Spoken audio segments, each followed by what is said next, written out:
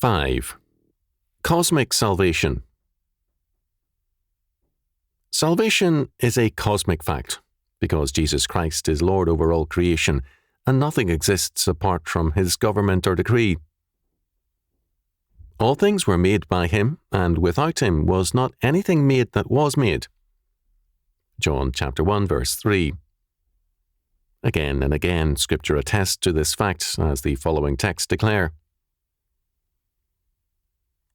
By the word of the Lord were the heavens made, and all the host of them by the breath of his mouth.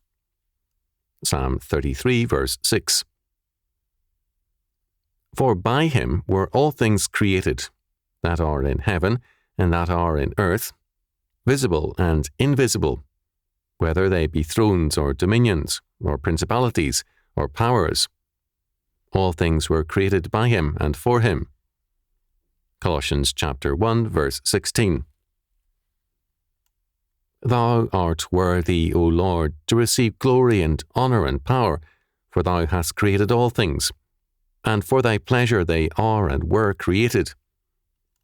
Revelation chapter 4 verse 11. God, who at sundry times and in divers manners spake in time past unto the fathers by the prophets, hath in these last days spoken unto us by his Son, whom he hath appointed heir of all things, by whom also he made the worlds. Hebrews chapter 1 verses 1 and 2. Even as the whole of creation was affected by man's fall, including the ground beneath his feet, Genesis chapter 3 verses 17 to 19, so all of creation is affected by Christ's triumph over sin and death. The end time is the times of the restitution of all things. Acts chapter 3 verse 21. Man was created to be God's vicegerent or king, priest and prophet over creation. From this calling, man departed, seeking an independent crown and power. In Jesus Christ, the faithful and new Adam, 1 Corinthians chapter 15 verses 21 to 49, mankind is not only redeemed, but the original kingship of man is restored. This means that all redeemed men have a duty and calling in Jesus Christ to exercise dominion wherever they are, and in every area of life and thought. This kingdom means the destruction of all God's enemies, for he must reign till he hath put all enemies under his feet. 1 Corinthians chapter 15 verse 25. Then, when all enemies are thus conquered, the last enemy that shall be destroyed is death. 1 Corinthians chapter 15 verse 26. For Neoplatonism, the only possible kingdom is the spiritual realm, so that a flight from the world is advocated, and an avoidance of battle, since there is no concern for the material world. Moreover, a stoic goal of passionless responses is demanded. Madeleine Murray O'Hare, the atheist, had won a significant victory over her. A few Christians protested. Mrs. O'Hare, who advocated sending children to pornographic movies rather than Sunday school, is a rude and unfair debater. Those protesting Christians objected to Whitehead calling Mrs. O'Hare rude, and to the fact that he looked disgusted several times. They felt that such an expression is not Christian. One wonders how such people would feel about the Christ who, with a whip, angrily drove the money changers out of the temple. Matthew chapter 21 verse 12, Mark chapter 11 verse 15, and called a king Herod a fox. Luke chapter 13 verse 32. Again, how would such people honestly react to witnessing Jesus call Peter Satan and an offense because of Peter's protective comment? Matthew chapter 16 verses 21 to 23. No doubt they would crucify him afresh for failing to live up to their imagination. The God of Scripture, however, is Lord of all creation, and his salvation has all creation in view. The word from the throne is, "Behold, I make all things new." Revelation chapter 21, verse 5. The Lord, who makes all things new, summons us to allow nothing to remain outside of his kingdom, law, and government, and to move forward in the confidence that, when they go in the power of the Lord and his word, "Every place that the sole of your feet shall tread upon, that have I given unto you." Joshua chapter 1, verse 3. From beginning to end, the Bible is full of many very amazing promises. Many of these are summarized in Deuteronomy chapter 28, verses 1 to 14. The Church too often refuses to take these promises seriously, and it works hard to spiritualize them into nothing. Consider, for example, Isaiah chapter 2, verses 2 to 4, with its often repeated promises and prophecies. "And it shall come to pass in the last days, that the mountain of the Lord's house shall be established in the top of the mountains, and shall be exalted above the hills, and all nations shall flow unto it.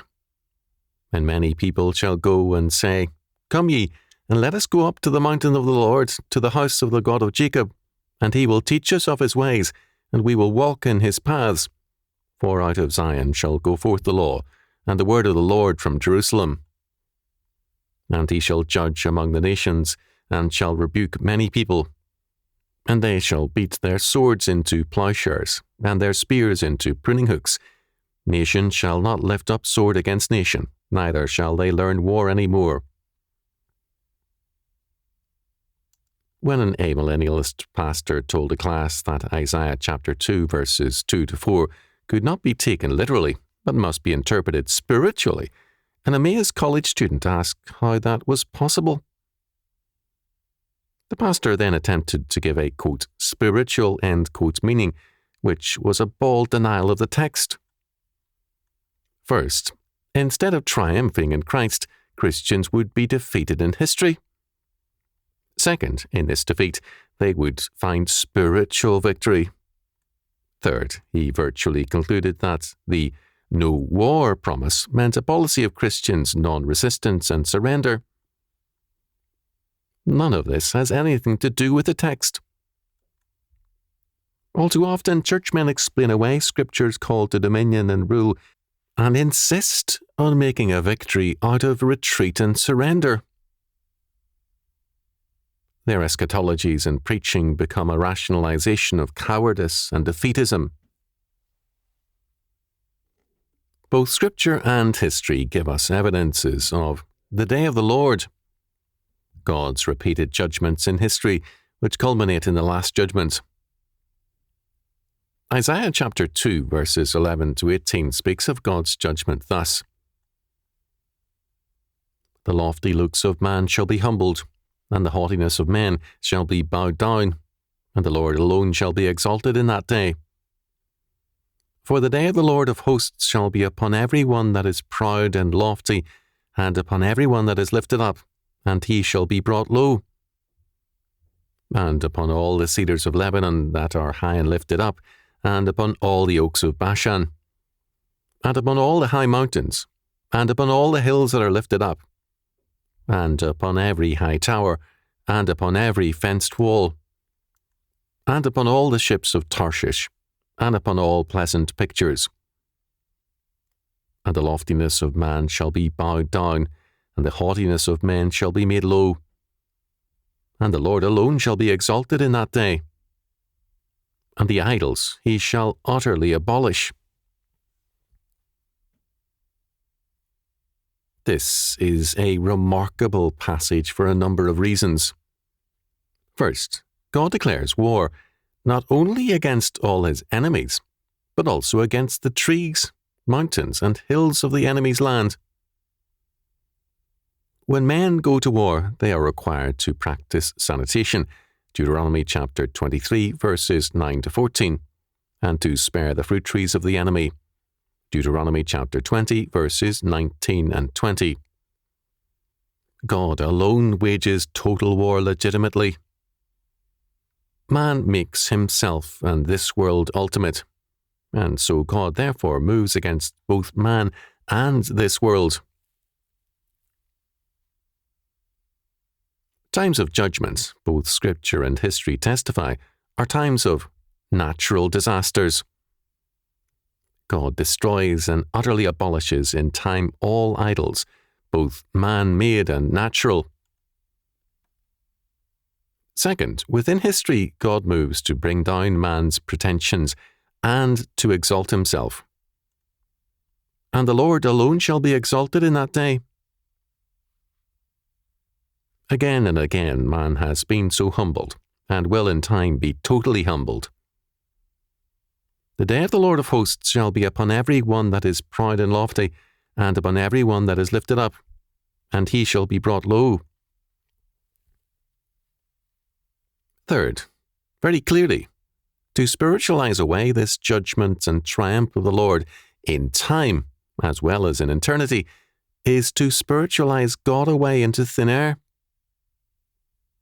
Then a lonely man faces indeed defeat, and is only a counsel of surrender and withdrawal from the world.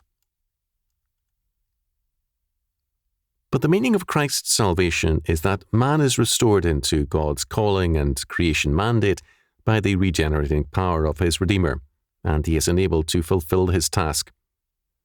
In knowledge, righteousness, and holiness, he must exercise dominion over all things in the name of Christ the King.